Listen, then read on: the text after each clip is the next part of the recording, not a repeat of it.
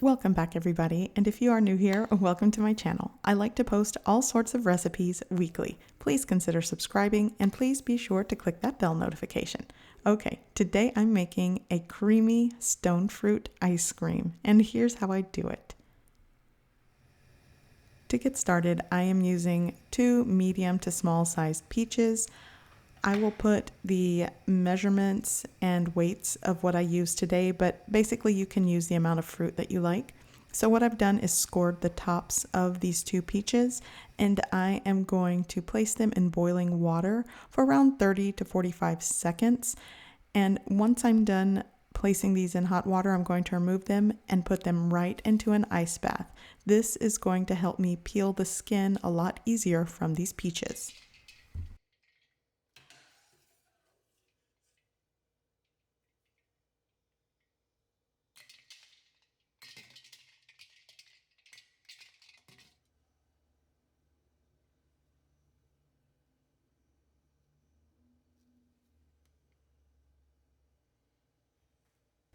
Okay, so my peaches are peeled, so now I'm just going to slice them.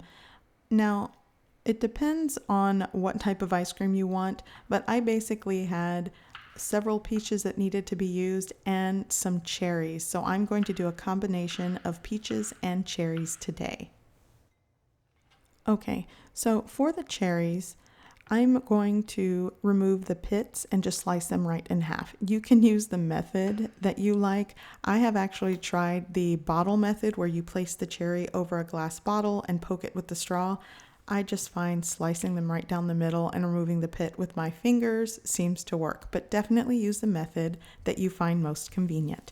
So here I have my cleaned and pitted cherries. This is 6 ounces of cherries. So now I'm going to start on my ice cream base. Here I have a large chilled bowl, and to that I'm going to add 16 ounces of heavy whipping cream right into the bowl. And this is a very simple ice cream base. So if you have your favorite ice cream recipe, you can use that. Okay, so now that that's in the bowl, I'm going to add 1 can of sweetened condensed milk. This is 14 ounces. I'm also going to add a pinch of salt. You can start with 1/4 of a teaspoon, but I actually use closer to a 1/2 teaspoon. I find the salt balances that sweetened condensed milk in this base, but definitely use what works for you. I'm also adding 1.5 teaspoons of vanilla extract, and now I'm just going to whisk all of those ingredients until they are well combined.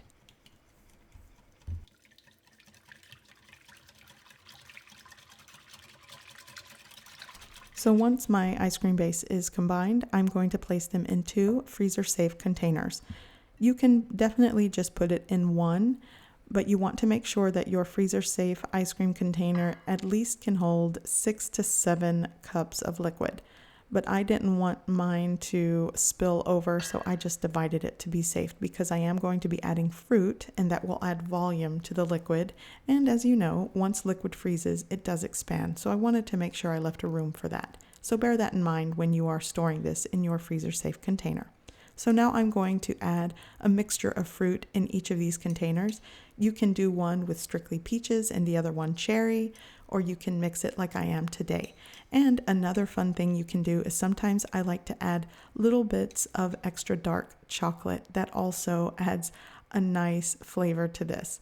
So today I'm just going to add my peaches and cherries combined, and then I'm going to freeze this overnight. I will try to leave a link in the description below for the 2 freezer-safe containers that I used in this video.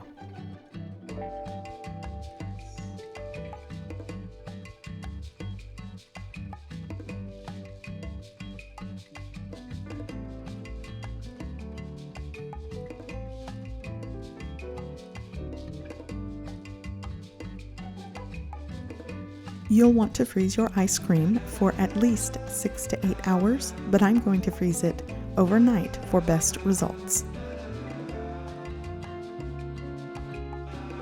So my ice cream has been in the freezer for over 12 hours, so needless to say, it's definitely frozen. So now I'm just going to serve a small bowl just to show you how delicious and creamy it looks. And I do have my ice cream scooper sitting in hot water back there in a cup. That will definitely help you scoop out the ice cream.